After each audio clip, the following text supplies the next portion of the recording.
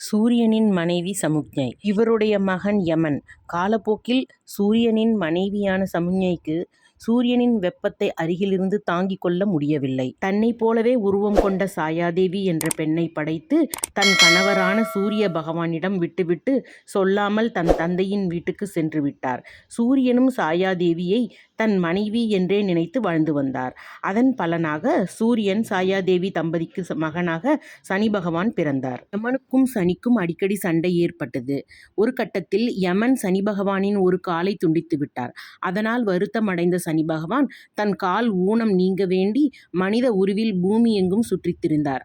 அப்படியான வேளையில் விலாமரங்கள் அடர்ந்த வனப்பகுதிக்கு வந்தார். அங்கே இருந்த விலாமரத்தின் வேர் தடுக்கி பள்ளத்தில் விழுந்தார். அது சித்திரை மாதத்தில் பூச நட்சத்திரம் வளர்பிறை திருதியை திதியுடன் கூடிய நன்னாள். சனிக்கிழமை சனி பகவான் விழுந்த இடத்தில் பல யுகங்களாக மறைந்திருந்த பூசஞானவாவி என்ற தீர்த்தம் பீரிட்டு கிளம்பியது. அட்சயபுரீஸ்வரர் அருளால் சனி பகவானின் ஊனம் நீங்கியது.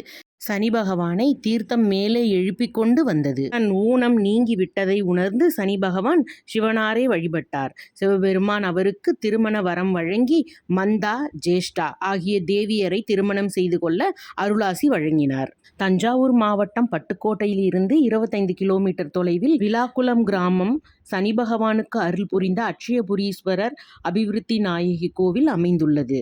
இங்கு சனீஸ்வரர் ஆதி பிருகத் சனீஸ்வரராகவும் மங்கள சனீஸ்வர பகவானாகவும் காட்சி தந்து அருள்பாலிக்கின்றார்.